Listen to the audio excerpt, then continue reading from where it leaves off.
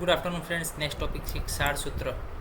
તો ક્ષાર કરેલો જે સૂત્ર હોય એને ક્ષાર સૂત્ર કહેવાય. ક્ષારમ કૃત્રમ સૂત્રમ ક્ષાર સૂત્ર, એટલે કે ક્ષાર કરેલું સૂત્ર કે જેને ક્ષાર લગાડ્યું છે આપણે એને ક્ષાર સૂત્ર કહેવાય.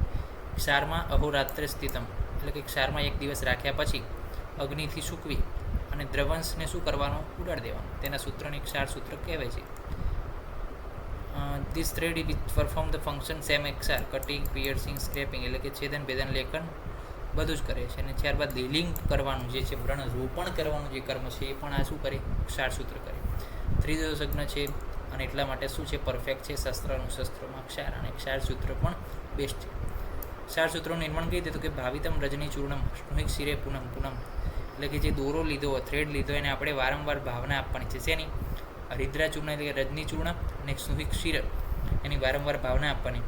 બંધાત શુદ્રદમ સૂત્રમ ભિન્નતિ અર્શો ભગંધરમ, અને એ જે બાંધ્યું હોય આવું સૂત્ર સારી રીતે, તો પછી એ શેનો નાશ કરે, અર્શ અને ભગંધરનો પણ નાશ કરવાની ક્ષમતા ધરાવે છે. તો mixer of prepared of the સ્નુહિક શિર અને હરિદ્રા ચૂર્ણ, એની અંદર 21 કે એક સંખ્યા છે, એ પ્રમાણે આપણે એની ભાવના આપવાની છે અને ત્યારબાદ એને સૂકવવાનું છે. બીજી એ ભાવના આપવાની, બી સૂકવવાનું. તો આ રીતના જે છે આપણે એક થ્રેડ બનાવીએ છીએ કે જેને ક્ષાર સૂત્ર કહે છે, અને જેનો ઉપયોગ અર્શ અને ભગંધરની ટ્રીટમેન્ટમાં કરવામાં આવે છે. Okay, now days drying is done in a UV chamber for aseptic condition. ક્ષાર સૂત્રને ઇન્ડિકેશન અને ડોઝ, તો કૃષમ દુર્બલમ ભીરુણામ ગતિમ મર્માશ્રિતા ચયા, એટલે કે કૃષ દુર્બલ, ભીરુણ એટલે કે જે ડર છે, ડરેલા છે, અને મર્મના રોગીની અંદર ક્ષાર સૂત્રનો પ્રયોગ આપણે કરવો જોઈએ કે ના કરવો જોઈએ, જોઈ લઈએ. કરવો જોઈએ નહીં.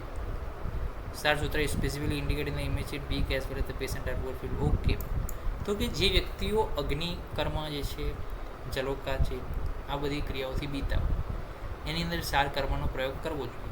કારણ કે ક્ષારમાં શું છે, ક્ષાર પોતાની એક્શન કરશે, પરંતુ કેવી કે માણસને ખબર નહીં પડે, અને જે છે એનું છેદન ભેદન લેખન થઈ જશે વ્રણનું, અને એનું રોપણ પણ થઈ જશે. એટલે ક્રૂસ, દુર્બલ, ભીરું અને મર્મના રોગીઓ જે છે, મર્મ સ્થાનમાં જે હોય એવા ડિઝીઝ, તો ત્યાં આગળ ક્ષાર સૂત્ર કરવું જોઈએ.